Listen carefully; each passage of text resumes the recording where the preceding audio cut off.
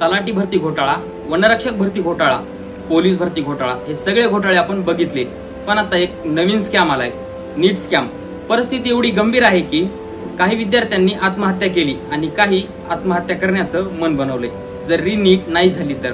आजच्या या व्हिडिओमध्ये आपण सोप्या भाषेत जाणून घेऊया की नीट स्कॅम काय आहे। नमस्कार, मी ओमकार, तुम्ही बघत आहात द वॉइस ऑफ ट्रुथ।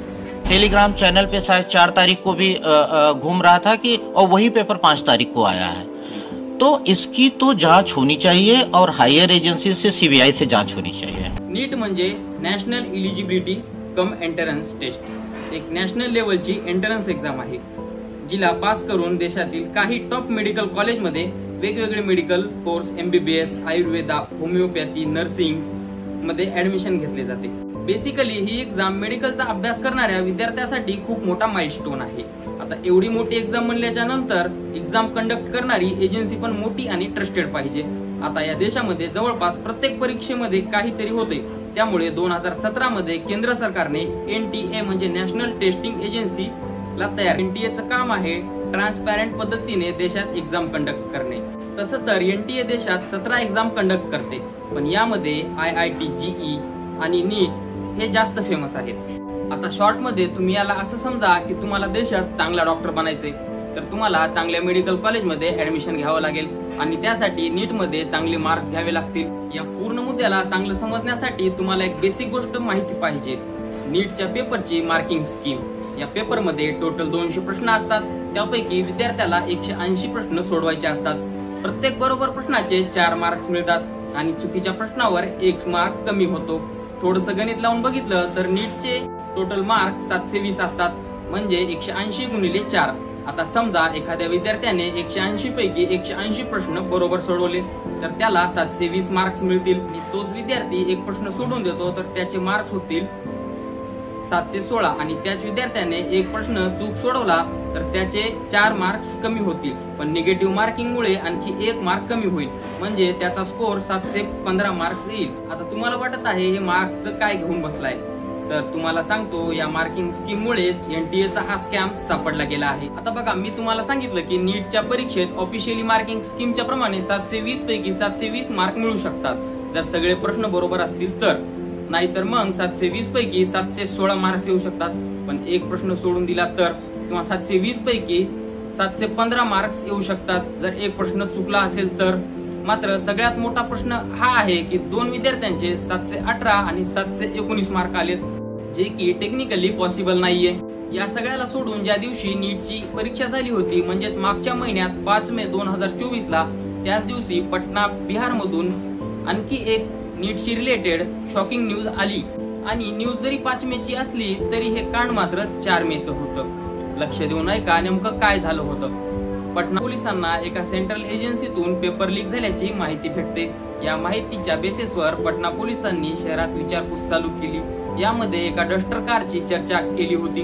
पोलिसांनी सुपरफास्ट ट्रॅकिंग सुरू केली आणि डस्टर कार सोबत 4 जणांना अटक केली। पण पोलिसांना धक्का तेव्हा बसला जेव्हा त्या कारमधून 4 विद्यार्थ्याचे नीटचे ऍडमिट कार्ड सापडले। त्या 4 मध्ये हे एक आहे आयुष। जेव्हा आयुषला विचारपूस केली तेव्हा कळलं की सॅटर्डेला म्हणजे 4 मेला त्याला एका बॉईज हॉस्टेलमध्ये घेऊन गेले। त्या हॉस्टेलमध्ये गेल्यावर आयुषने बघितले त्याला सोडून दुसरे 25 विद्यार्थी आणखी होते। त्यांना पूर्ण रात्र दुसऱ्या दिवशी परीक्षेत येणारे प्रश्न पाठ करण्यास सांगितले। शॉकिंगली 5 मेला जेव्हा आयुषने नीट पेपर पाहिला तर तो सेम 4 मेला पेपर पाठ करण्यास सांगितला होता तसाच होता। पटना पोलिसांनी या पेपर फुटीला पूर्ण देशासमोर हायलाइट केले होते, पण NTA ने सरळ शब्दात सांगितले की हा फेक न्यूज आहे। NTA ने तिच्यावर लागलेल्या सगळ्या आरोपाला नकारला आणि नीट एस्पायरंटनी त्यावर विश्वास ठेवला। ही त्यांची सगळ्यात मोठी चूक होती। NTA ने आपल्या ऑफिशियल वेबसाईटवर एक नोटीस सुरू केली होती। रिझल्ट 14 जूनला लागेल, म्हणजे 14 तारखेच्या जवळपास लागेल। लगेच अचानक इलेक्शनच्या रिझल्टच्या गर्दीमध्ये NTA नीट रिझल्ट डिक्लेअर करते। आता लवकर रिझल्ट लागला यामध्ये काय चुकीचं आहे? चूक लवकर रिझल्ट लागण्याची नाही तर पूर्ण रिझल्टच चुकीचा आहे। आता सगळ्यांनाच माहिती आहे की यासारख्या कॉम्पिटिटिव्ह एक्झाम मध्ये पेपरची लेवल खूप हार्ड असते, म्हणजेच एखाद्या विद्यार्थ्याचे आउट ऑफ मार्क येणं थोडं कठीण आहे। आजपर्यंतच्या रेकॉर्ड मध्ये फक्त 3 विद्यार्थ्याचे फर्स्ट रँक येऊ शकलेत, मात्र गेस करा यावर्षी विद्यार्थ्याचे रँक फर्स्ट आलेत टोटल 67। आता प्रश्न असा आहे की सगळेच विद्यार्थी इतके इंटेलिजंट आहेत का? किंवा पेपर एवढा सोपा होता का? मात्र कोचिंग इन्स्टिट्यूशन वाल्यांच्या मते तर पेपर हार्ड होता. आता या टॉपरची लिस्ट बघा जी NTA न पब्लिश केली आहे. वरून बघितल्यावर काही कळत नाही, मात्र आत 62 नंबर पासून 69 नंबर पर्यंत बघा. या सगळ्या विद्यार्थ्यांचे रोल नंबर जे आहेत ते स्टार्टिंगचे 7 डिजिट सेम आहेत. याचा अर्थ लक्षात घेतला तर हे सगळे विद्यार्थी एका सेंटरचे आहेत किंवा जवळपासच्या सेंटरचे आहेत. सगळे रँकवाले टॉपर्स एका सेंटर मधून यायलेत आणि जे 68 आणि 69 रँकवाले 2 विद्यार्थी आहेत हे तेच आहेत ज्यांना NTA ने 718 आणि 719 मार्क दिलेत, जे टेक्निकली नीटच्या मार्क स्कीमच्या हिशोबाने पॉसिबलच नाहीत. आता NTA ला सगळे प्रश्न विचारू लागले की तुम्ही असं कसं 718 आणि 719 मार्क कोण्या कॅन्डिडेटला दिले? तर रात्री जवळपास 12:30 वाजता NTA ने आपल्या X हँडलवर एक पोस्ट सोडली ज्यामध्ये हे सांगितलं की हे मार्क्स ग्रेस मार्क्स आहेत.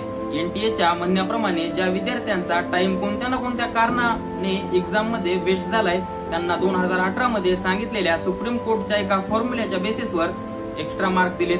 इथे ट्विस्ट हे आहे की एवढा धिंगाणा होऊनही NTA ने हे फॉर्म्युला डिस्क्लोज बी केला नाही. एक्झाम मध्ये टाइम वेस्ट होणे म्हणजे एखाद्या विद्यार्थ्याला इंग्लिश ऐवजी हिंदी भाषेत पेपर देणे किंवा कोणाला फाटलेली OMR सीट मिळणे एक्सेट्रा. 100 गोष्टीची एक गोष्ट नीटची चूक तर आहे. जे निकाल 14 जूनला लागणार होता ते इलेक्शनच्या गर्दीमध्ये 4 जूनला पब्लिश केला. 67 विद्यार्थ्यांची रँक फर्स्ट येणे. हरियाणाच्या एकाच सेंटर मधून 8 विद्यार्थ्यांचं रँक फर्स्ट येणे. हरियाणाच्या सेंटर मधून 2 विद्यार्थ्यांचे इम्पॉसिबल 718 आणि 719 मार्क येणे. बिहार, राजस्थान, रांची मध्ये जे पेपर लीकच्या बातम्या यायल्यात त्यावर गप्प बसणे. बातमी अशी पण आहे की टेलिग्रामवर पेपर लीक झाला होता आणि 1 आणि 2 मेला 40,000ला पेपर मिळू लागला. 5 तारखेला परीक्षा होती आणि 4 मेला लीक्ड पेपरची किंमत जी आहे ती 5 लाख रुपये झाली होती. ऑनेस्टली माझ्या फॅमिली रिलेशन मध्ये किंवा फ्रेंड सर्कल मध्ये कोणीच नीटची एक्झाम दिली नव्हती. मला वाटलं माझा एक व्हिडिओमुळे मेडिकल स्टुडंट्सच्या लढाईला मजबूती मिळू शकते, म्हणून मी हा व्हिडिओ बनवला. तुम्ही पण या न्यूजला शेअर करा आणि आवाज उठवा. काय माहिती NTA नीटची एक्झाम रिकंडक्ट करेल आणि एक मासूम जीव जो आत्महत्या करणार होता तो वाचेल. माहिती आवडली तर व्हिडिओला लाईक करा आणि चॅनलवर नवीन असाल तर चॅनलला सबस्क्राईब करा.